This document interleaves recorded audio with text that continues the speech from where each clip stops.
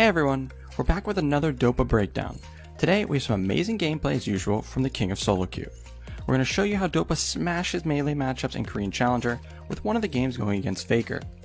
After watching this, you should have two more strategies to add to your arsenal when playing range vs melee. So let's start with the first game where Dopa is playing Orianna vs Sylas. At the start of the lane, notice Dopa isn't damaging anything. He isn't auto-attacking or using Q. We can tell right away what kind of strategy he's going for. This is a common strategy Dopa likes to use versus champions with strong all-ins like Irelia, Yasuo, Sylas, or Fizz.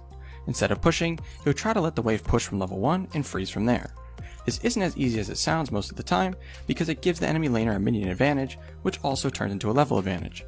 It can be hard to thin the wave perfectly, so it freezes without running out of mana or losing too many trades. So let's see how he does it. As we get back into the gameplay, as the first melee minions get low, Sylas uses E to grab them, with Dopa using his Q to grab all three and hit Sylas. A few things to note here. First, Dopa made sure not to hit any backline minions, and more importantly, watch his movement here.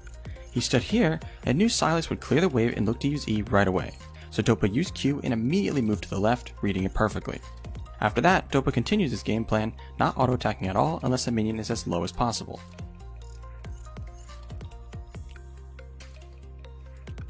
After killing these next two minions, they both hit level 2 and Sylas goes into trade.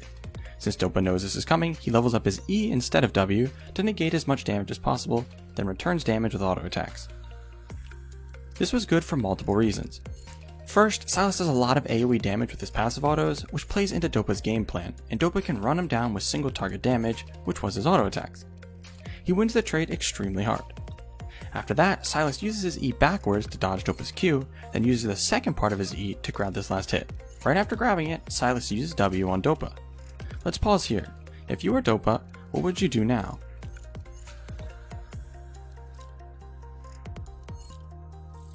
You should be able to tell that Sylas is dead at this point.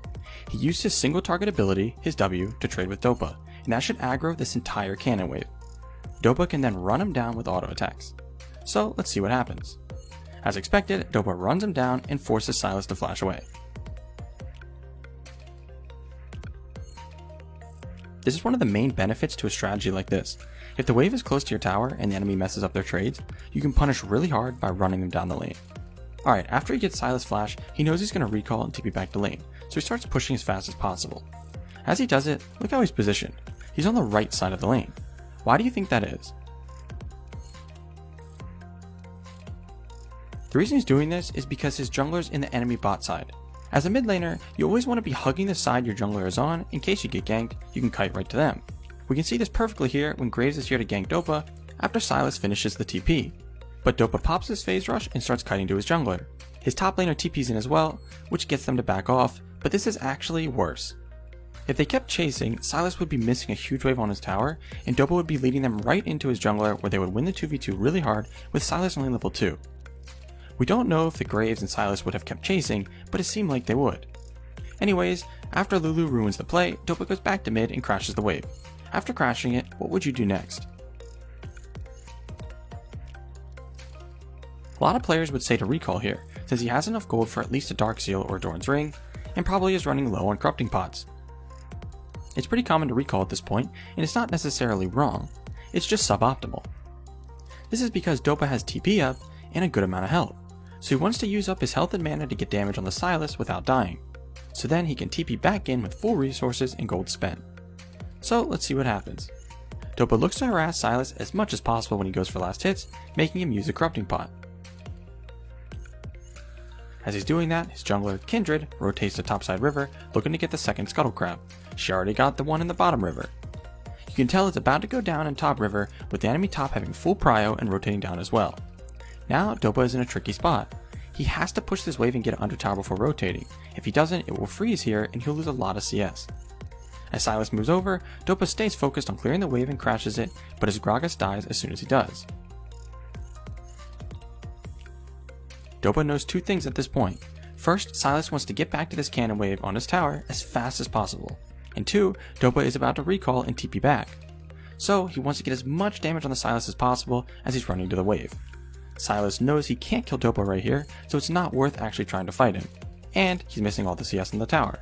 Now he's going to quickly recall, buy items, and TP back to lane. He He TPs right on the minions, and Sylas goes for a trade as soon as it's done.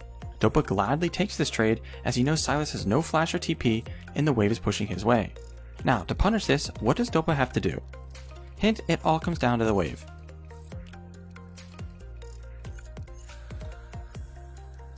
To punish this, Dopa needs to prevent the wave from crashing on his tower. This will cause it to freeze.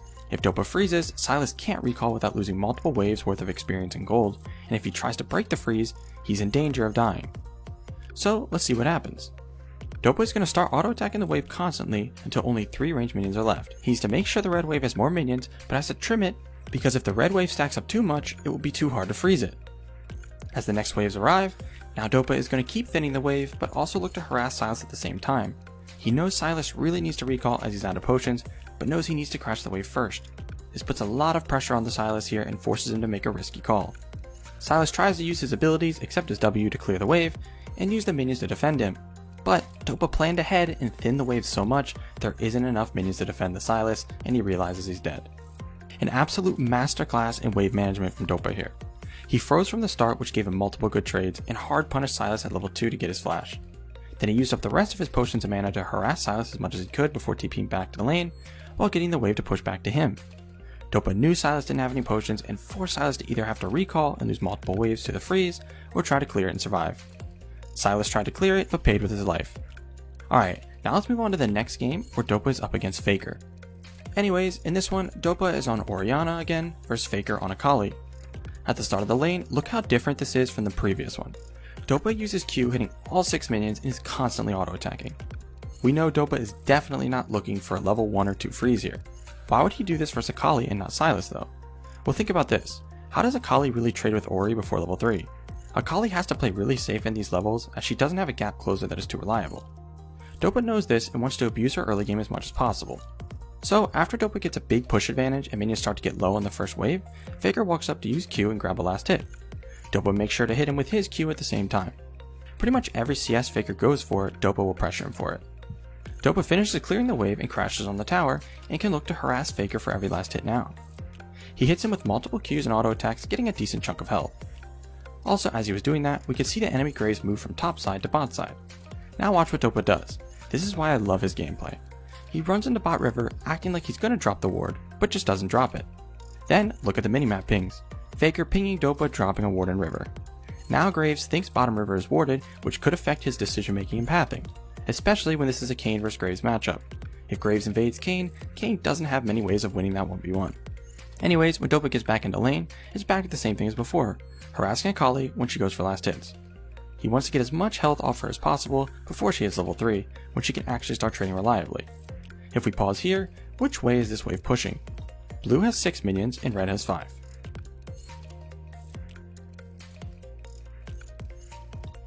Since the red wave has a cannon, it's going to push towards Dopa.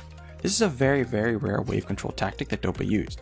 He hard pushed the first wave, which then bounced and pushed towards him. I can normally tell why Dopa does what he does, but this time I'm stumped. I'm not sure why he wouldn't slow push 3 waves, but let us know what you think in the comments. But with the wave pushing back towards him, he's going to want to harass Akali and look to do the same thing that he did to the Sylas. Get her low enough that he can freeze and force her to take a bad reset. It's an Akali with Doran's shield, fleet, and second wind though, so it's hard for that harass to stick. Dopa looks to get extra aggressive here, but Graves shows up to gank from bot side. And it's funny, look what time he ganked from. Dopa went to put that ward down at 2 minutes. The ward lasts 90 seconds at this point in the game. And Graves is ganking as the fake ward would have disappeared. Coincidence? But either way, Dopa gets a big chunk on the Akali and then kites towards his jungler away from the Graves. They aren't dumb enough to keep chasing and focus on the wave instead, as Akali needs help pushing it so she can recall. But Dopa grabs the wave and doesn't let it crash, refreezing it and putting Faker in a bad spot again. He knows if they try to fight him, he can just kite to his king. Faker cancels his recall and comes back into lane looking to break the freeze. He uses his entire kit on the wave, and since Dopa is out of mana, he's forced to let him break it and recall. Now Dopa has to clear the next wave as fast as possible so he can get a reset of his own. This is where Dopa stands out from the rest of the pack though. He doesn't need to TP back to lane since Akali wouldn't be able to clear the wave before he got back, but he TPs back anyways. Why do you think he does this? He does it to get back to the same game plan as before. If he doesn't TP in, Akali can clear the waves and look to roam before he gets back, or she'll just hit level 6 first and Dopa can't do anything. Instead, he TPs back in and can start harassing just like before and try to freeze. So let's see what happens. As expected, Dopa is playing very aggressive, trying to poke as much as possible. He's up in Faker's face and chunks her to half health. They both hit level 6 now, where Akali really gets her kill pressure. Dopa isn't scared though and is playing very aggressive. He just stands in her shroud. He isn't worried about Akali's broken level 6 at all. As soon as she reappears, he goes all in, running her down. She tries to run into her top jungle, but then thinks she can turn and win the 1v1 and ults onto Dopa. Dopa makes a genius play and holds his Q and ult for this exact moment. It's very hard to hit Akali with Ori R, but after she uses her R, she has to wait 1 second before using the second part. Dopa knows this and takes advantage of this 1 second window. Then Akali uses her second ult through Dopa with Kayn waiting on the other side. That's why Dopa was kiting this way. Faker tries to flash away, but Kayn runs her down and kills her. So another masterclass in wave management and TP usage from Dopa. Even Faker couldn't deal with it. Alright guys, so as you can see, Dopa is the king of wave management. Every time we break down his gameplay, there's always more to learn. Applying it to your own games will be very tricky and will take practice, but even if you can't, it's still great to see how the game is played by the best players in the world. But that's going to bring us to the end of this video. We hope you enjoyed it, and as always, thanks for watching.